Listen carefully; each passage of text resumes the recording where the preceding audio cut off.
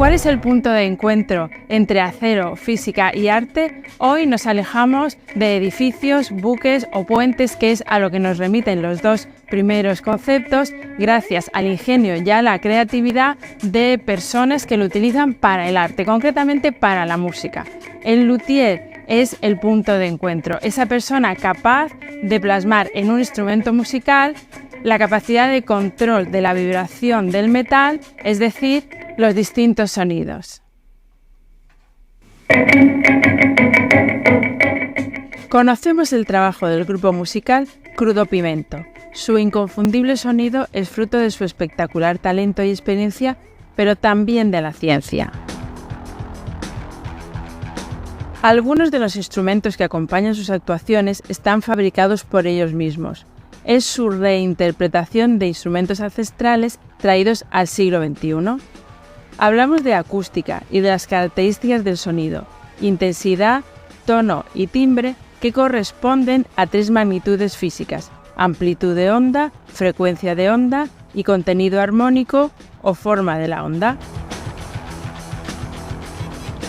Hemos dicho que estos instrumentos hacen vibrar el metal y la característica del sonido que nos permite distinguir una fuente concreta, la voz de cierta persona o un determinado instrumento musical, es el timbre. A través del timbre somos capaces de diferenciar dos sonidos de igual tono, grave o agudo, e intensidad, cierto volumen, pero que se diferencian en las ondas acompañantes de la onda base o sonido puro, llamadas armónicos, concepto del que ya hablamos en otro programa. En la naturaleza no existe ese sonido puro, libre de armónicos, y tampoco en los instrumentos musicales. El primer instrumento que conocemos proviene de la cultura relacionada con la búsqueda de tonos graves en la música tradicional. Lo encontramos en África, Jamaica o en México, pero reinterpretado con materiales y tecnología de hoy.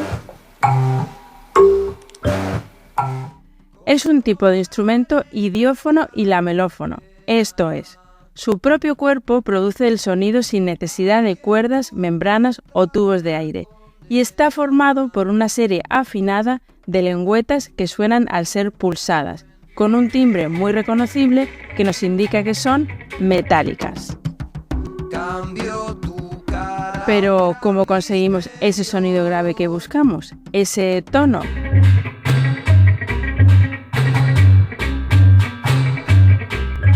Pues afinándolo. Ya hemos dicho que el tono se corresponde con la magnitud física de la frecuencia, que se expresa en hercios.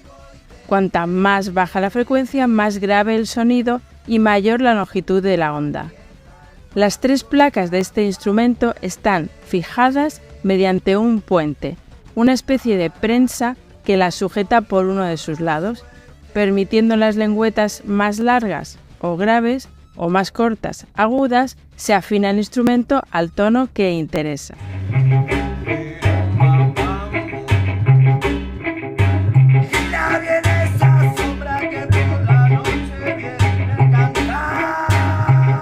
El otro instrumento que conocemos se podría decir que es la madre de todas las guitarras. También de tradición africana, ha sido en el sur de Estados Unidos donde se ha utilizado y desarrollado más, dando lugar a músicas como el blues, entre otras. En esta ocasión, los tonos se consiguen jugando con la vibración de una sola cuerda de acero templado. Su longitud permite, partiendo de un do fundamental, hasta 3 octavas. Una por encima, cuyo tono tiene el doble de frecuencia de la nota fundamental, y otra por debajo, cuyo tono tiene la mitad de la frecuencia de esa misma nota.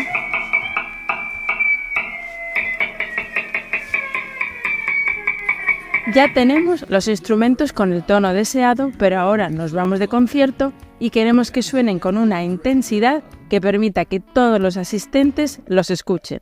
Para ello necesitan una caja de resonancia o algo mucho más práctico, que es un transductor. Un dispositivo capaz de transformar o convertir una determinada manifestación de energía de entrada en otra diferente de salida. Son las llamadas pastillas.